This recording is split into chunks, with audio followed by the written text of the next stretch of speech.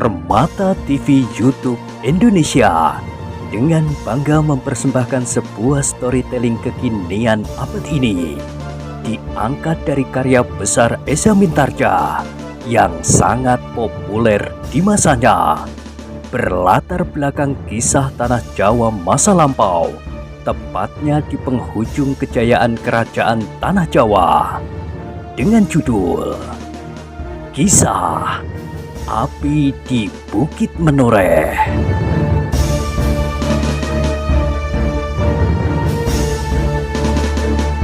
Pada kesempatan yang sangat baik ini, kita masuk pada episode yang ke-219. Selamat menikmati.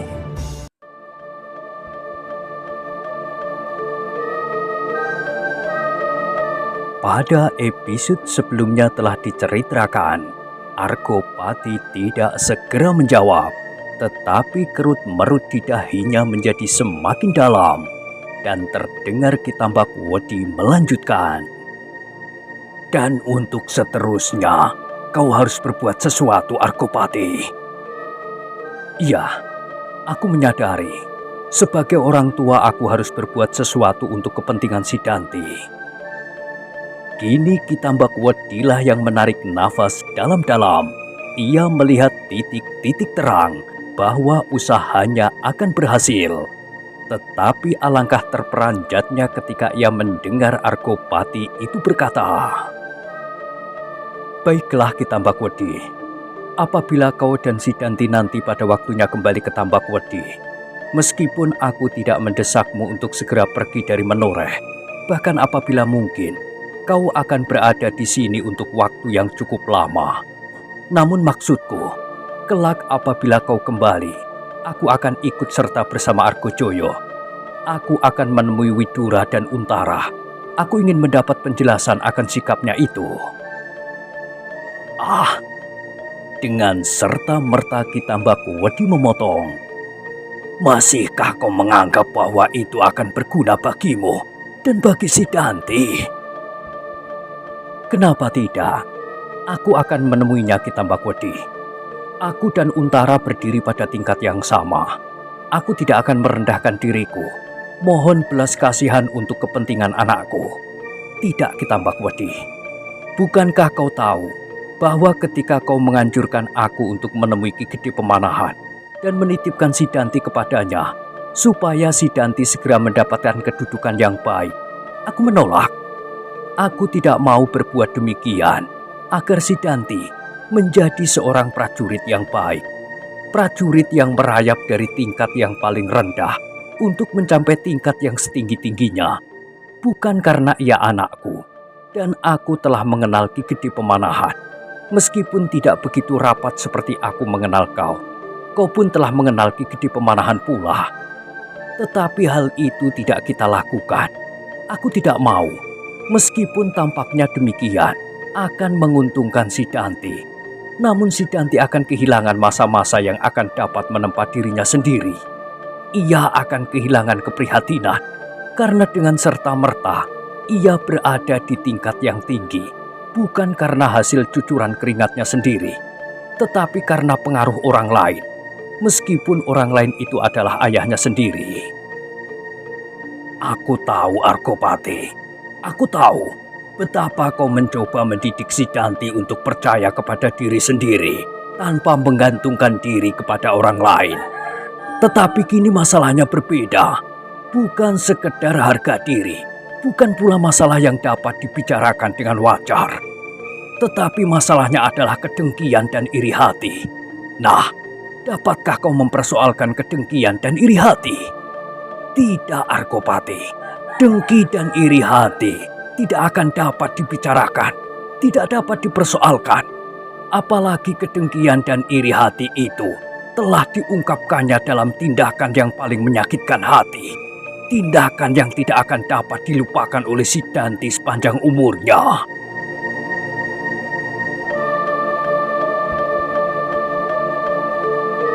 Argopati tidak segera menjawab. Sejenak ia terdiam, seolah-olah sedang merenungkan kata-kata Kitambak Wedi itu. Dicobanya untuk mengerti dan mempercayainya. Tetapi setiap kali ia merasakan sesuatu yang menggelepar di dalam hatinya, alangkah sulitnya bagi Argopati untuk dapat menelan keterangan itu. Argopati itu mengangguk ketika ia mendengar Ki Tambakwedi bertanya, "Apakah kau ragu-ragu, Argopati?" "Iya, aku memang ragu-ragu," jawab Argopati. "Kau tidak mempercayai aku?" "Bukan begitu, Ki Tambakwedi," sahut Argopati. "Aku tidak meragukan kau, tetapi aku meragukan tanggapan Sidanti atas kedua orang atasannya itu. Mungkin sikap Widura dan Untara yang keras diterimanya dengan salah paham. Ia menyangka bahwa Widura dan Untara menyimpan kedengkian dan iri hati di dalam hati mereka." "Oh," Ki Tambakwedi mengangguk-anggukkan kepalanya. "Bukan hanya kau yang meragukan hal itu, Argopati. Semula aku pun meragukannya. Tetapi akhirnya aku yakin bahwa keduanya memang dengki dan iri hati." "Iya," akhirnya Argopati mengangguk-anggukkan kepalanya. "Jalan yang paling baik bagiku adalah menemui Widura dan Untara. Aku bukan anak-anak lagi seperti Sidanti yang menganggap perkelahian adalah jalan yang paling baik untuk menyelesaikan persoalan. Aku akan mengambil jalan yang paling baik bagi semuanya."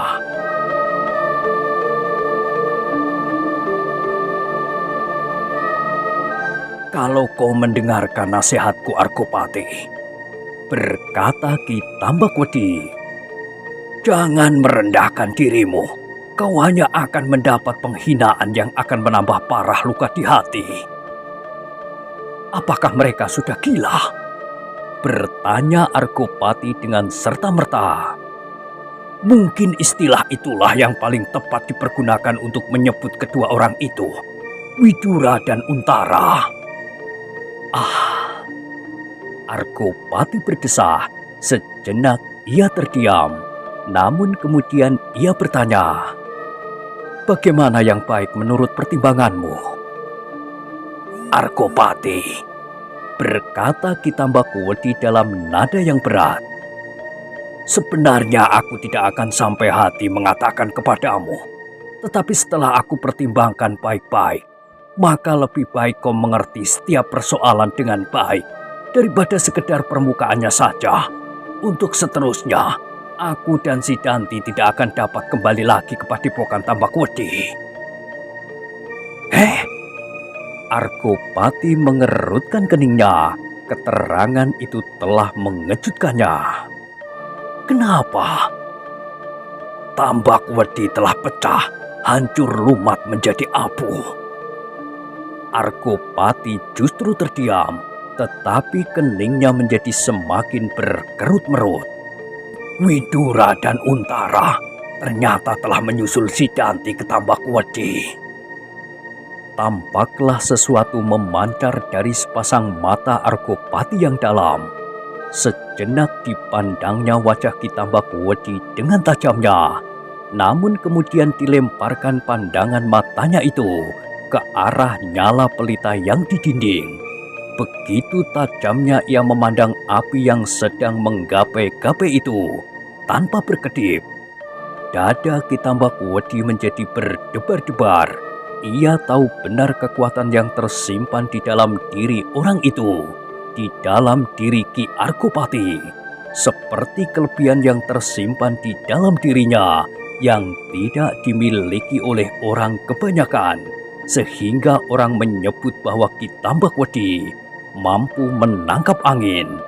Seperti orang mengatakan bahwa perguruan Kedung Jati mempunyai rangkapan nyawa di dalam diri setiap muridnya, maka hampir setiap mulut di Menoreh mengatakan bahwa dengan sorot matanya, Ki Argopati yang bergelar Ki Gede Menoreh itu mampu membakar setiap benda yang dikehendakinya sehingga menjadi abu.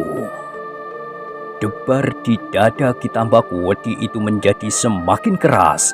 ketika tiba-tiba ia melihat api pelita itu terguncang dengan kerasnya, seolah-olah dihembus oleh angin yang bertiup dari arah sepasang mata Ki Gede Menoreh. Tetapi sejenak kemudian, nyala pelita itu telah tegak kembali, seolah-olah menari dengan riangnya.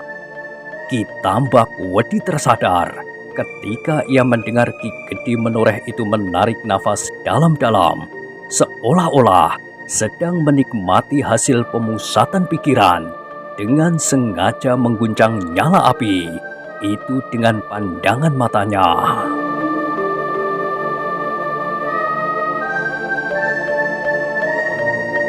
Bukan main, berkata Ki Tambak Wedi di dalam hatinya. Begitu besar perbawa pada dirinya, sehingga aku telah dicemaskan oleh permainannya ini. Ki Tambak Wedilah yang kemudian menarik nafas dalam-dalam. Ketika ia sekali lagi memandang api pelita itu, maka dilihatnya sekali lagi api pelita itu berguncang, meskipun Ki Gede Menoreh tidak sedang memandanginya. Terasa angin yang lembut mengalir mengusap kening Ki Tambak Wedi yang basah oleh keringat. Setan alas! Ki Tambak Wedi itu mengumpat di dalam hatinya. Aku tidak dapat membedakan lagi apakah yang telah mengguncangkan nyala api itu. Tetapi tadi aku tidak merasakan usapan angin yang dapat menggerakkan nyala pelita itu. Sejenak kemudian keduanya masih saling berdiam diri. Ketegangan terasa semakin memuncak, dan sejenak kemudian terdengar suara Ki Arkopati dalam nada yang berat dan dalam. Apakah keadaan Sidanti sudah sedemikian parahnya, sehingga kau harus mengorbankan padepokanmu? Ki Tambak Wedi menganggukkan kepalanya. Iya, aku telah mengorbankannya untuk mencoba mempertahankan Sidanti. Untunglah bahwa Sidanti berhasil melepaskan dirinya. Kalau tidak, ia pasti akan dijadikan pangewan-ewan. Ia akan dihinakan jauh lebih menyakitkan hati daripada sisa-sisa orang Jipang yang ditangkap oleh Widura dan Untara itu.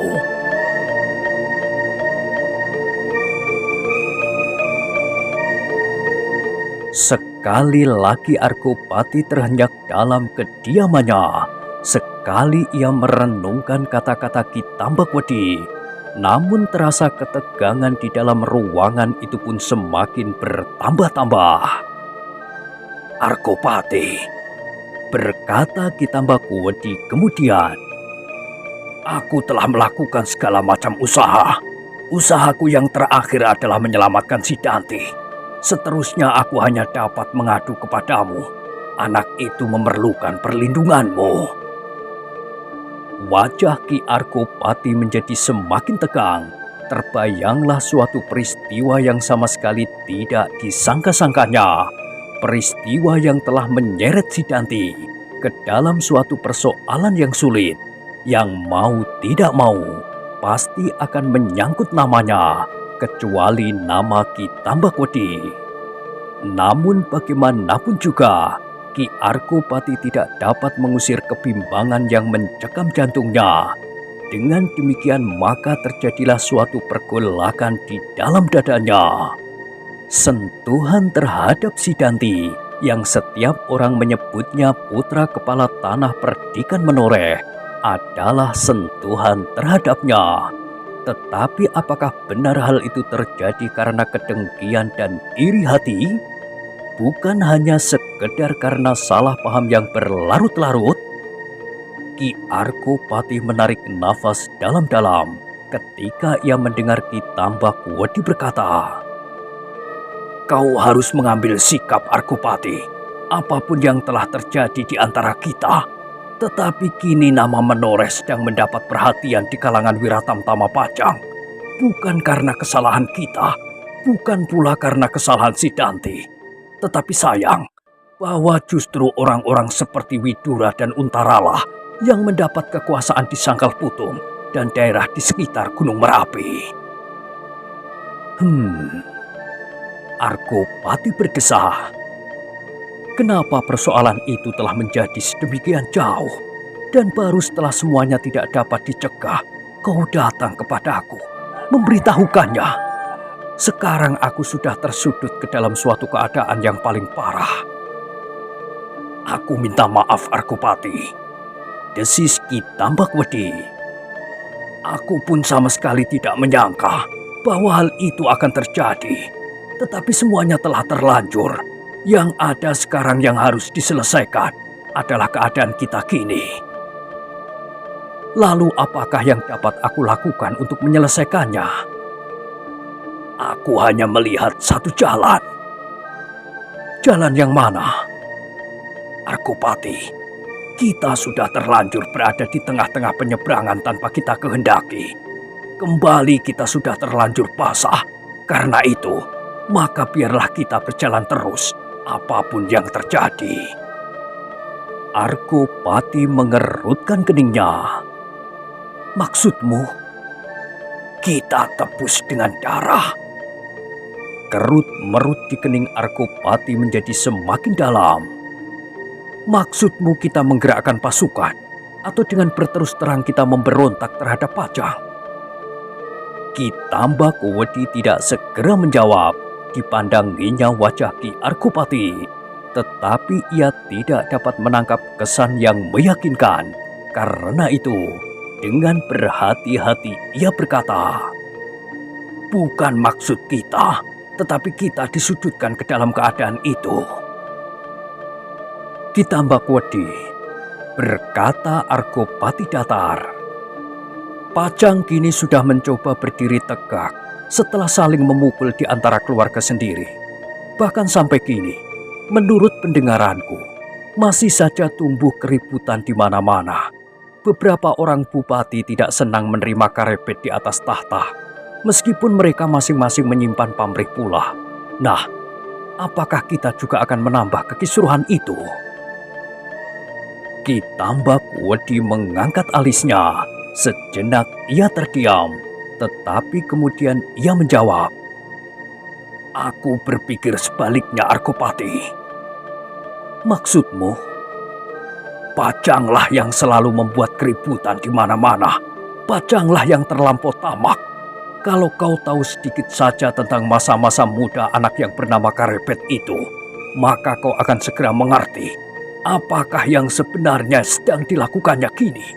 Ternyata para perwira-wira tamtama itu pun telah mewarisi sikap dan sifat-sifat itu. Nah, apakah kau dapat mengerti?"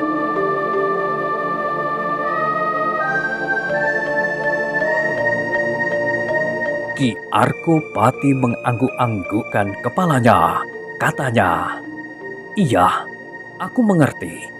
Bukankah maksudmu mumpung Pajang belum tegak benar, kita mempergunakan kesempatan ini?" "Begitulah, Ki Tambakwedi," berkata Argopati. "Persoalan itu adalah persoalan hidup dan mati. Jangan menyeret tanah perdikan ini ke dalam keadaan yang tidak dapat kita yakini. Apabila masalahnya demikian, maka kita memerlukan waktu untuk memikirkannya." "Apakah kita harus menunggu sampai pasukan Pajang menyeberangi hutan Tambakboyo, Mentauk dan Kaliprogo?" "Jangan seperti anak kecil Ki Tambakwedi. Kau tahu bahwa untuk melakukannya, Pajang pun akan memerlukan waktu. Menyeberang hutan-hutan itu dan Kaliprogo dalam gelar perang bukan mainan kanak-kanak. Kau pun pasti tahu bahwa orang-orang Pajang tidak sebodoh itu, kecuali mereka akan membunuh diri." "Tetapi apakah kau tidak akan berbuat sesuatu?" "Aku akan memilih jalan yang paling baik. Aku akan menemui langsung Ki Gede Pemanahan, Panglima Wiratamtama itu. Ia harus menyadari bahwa di dalam pasukannya ada orang-orang seperti Widura dan Untara." "Oh," Ki Tambakwedilah yang kemudian berdesah, "aku lupa mengatakan, bahkan Pemanahan telah datang pula ke Sangkal Putung." "Hei?" Argopati terkejut.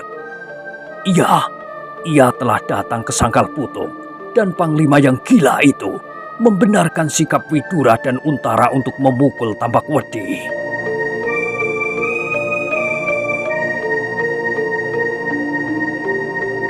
Wajah Ki Arkopati menjadi semakin tegang mendengar keterangan itu.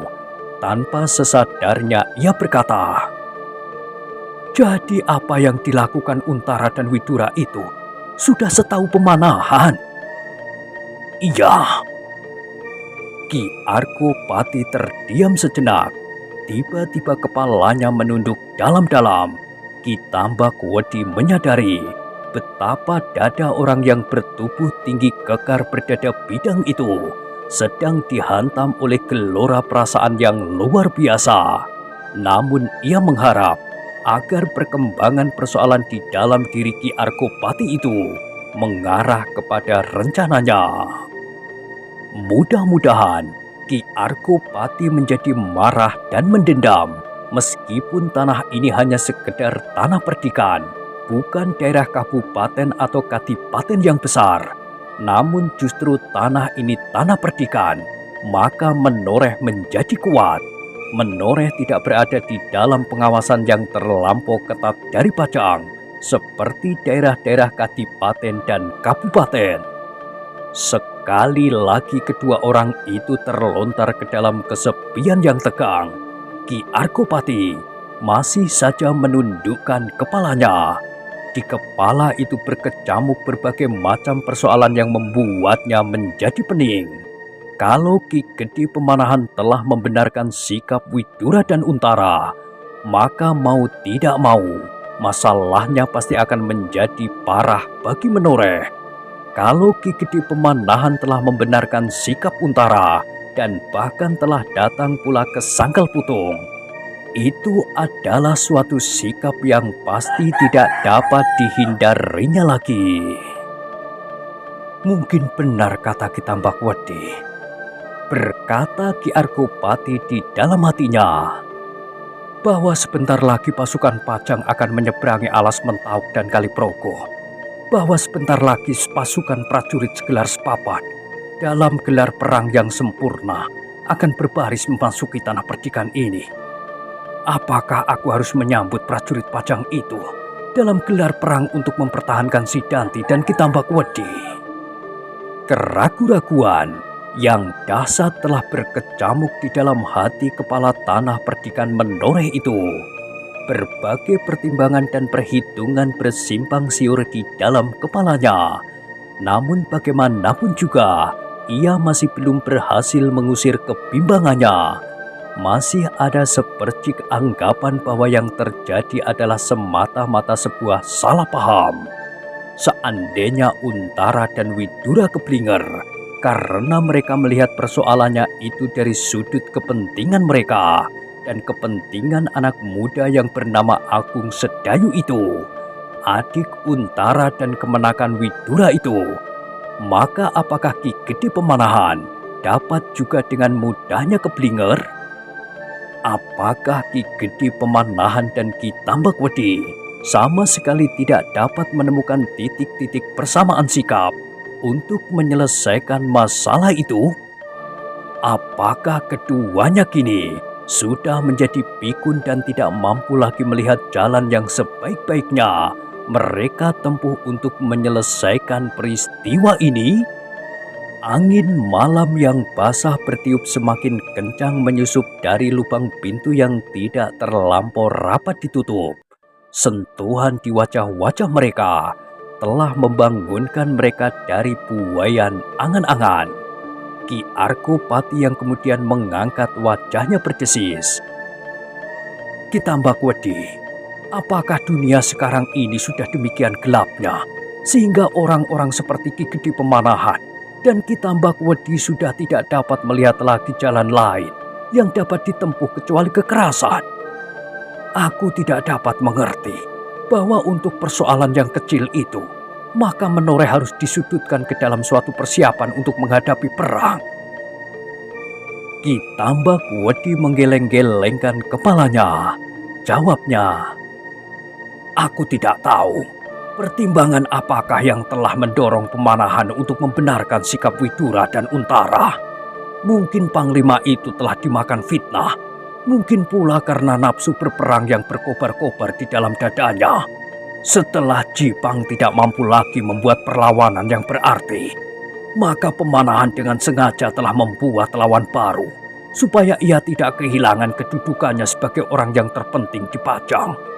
Apabila peperangan masih berkecamuk terus, maka Panglima Wiratamtamalah yang seolah-olah memegang tampuk pimpinan dalam pemerintahan. Patih Monconegoro hampir-hampir sudah tidak berarti lagi.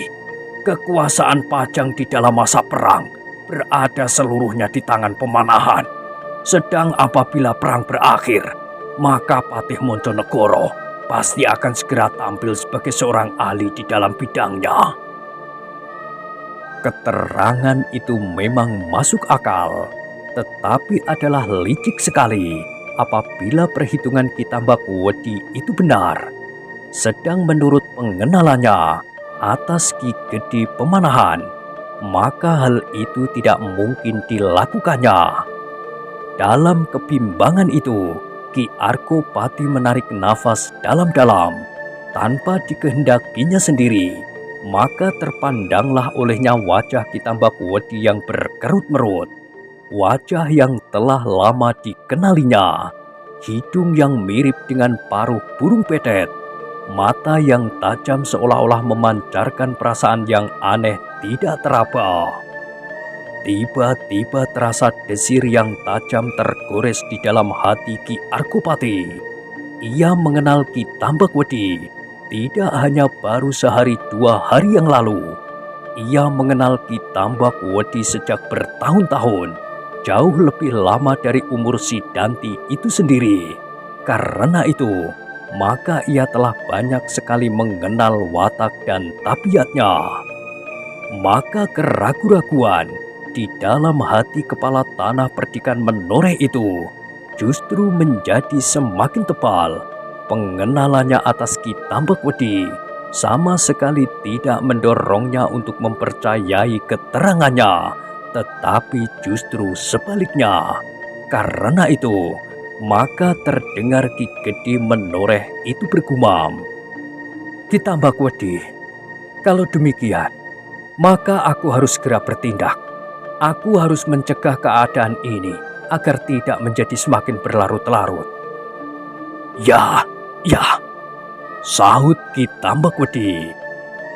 "Kau memang harus segera berbuat sesuatu supaya kau tidak dilanda banjir sedang kau tertidur di tengah-tengah sungai." Arkopati mengangguk-anggukkan kepalanya, namun ia masih ingin mendengar keinginan Ki Tambakwedi selanjutnya. Maka katanya, "Kalau demikian, apakah yang pertama-tama harus aku lakukan?" "Kau harus menyiapkan dirimu, Arkopati." "Aku tahu maksudmu, tetapi pertimbanganmu lebih jauh."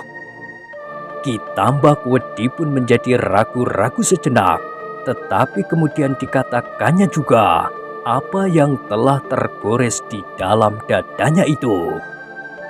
"Arkopati, kau akan dapat menguasai suatu daerah yang luas di sebelah selatan." "Itu aku tahu. Kemudian, kau akan dapat memecah Pajang. Kau akan merebut seluruh kekuasaan yang kini berada di tangan Karebet itu." "Tak ada orang yang menerima aku di sana. Aku tidak akan mempunyai akar di dalam pemerintahan, apalagi daerah pesisir lor, Bangwetan dan Bangkulon." "Kau keliru. Sebagian dari mereka tidak lagi berpegangan pada tujuan hidup yang mendasari pemerintahan mereka atas daerah-daerah itu. Asal mereka masih tetap berkuasa dan dapat menyalahgunakan kekuasaan mereka, maka mereka tidak akan berbuat apa-apa." Ki Arkopati mengerutkan alisnya.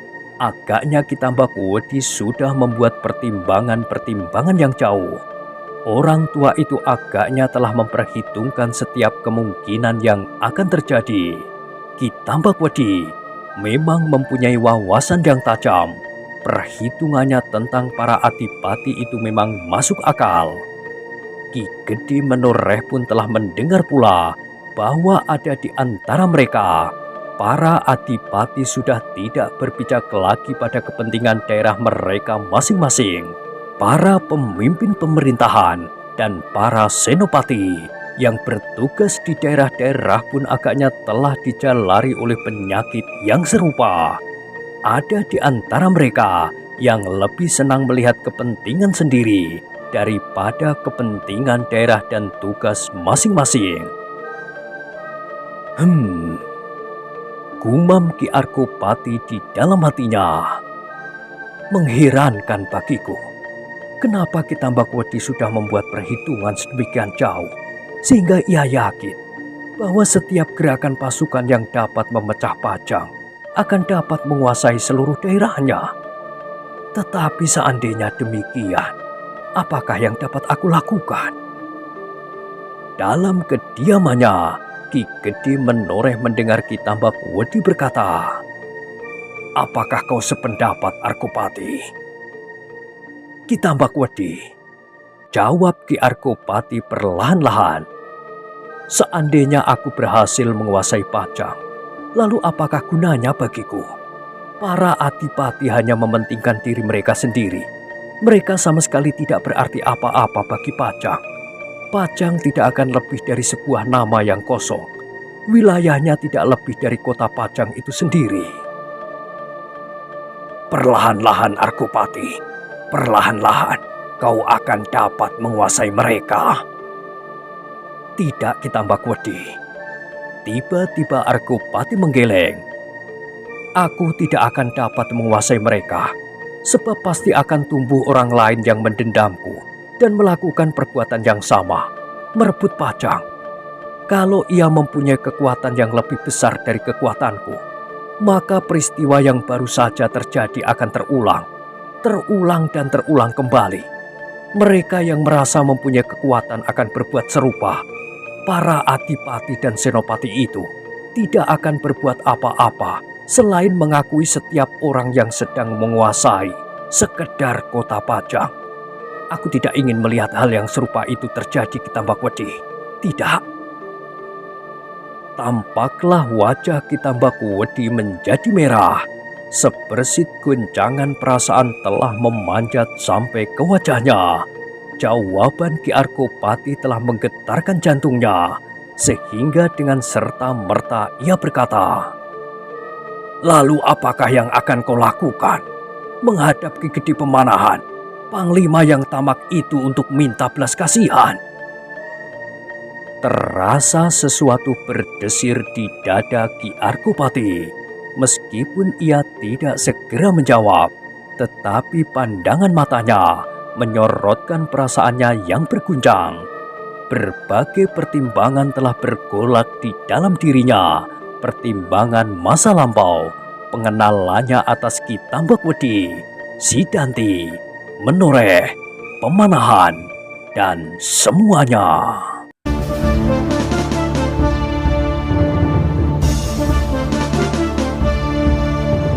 Nah, bagaimanakah kisah selanjutnya? Silahkan ikuti terus kisah Api di Bukit Menoreh pada episode berikutnya. Sampai jumpa.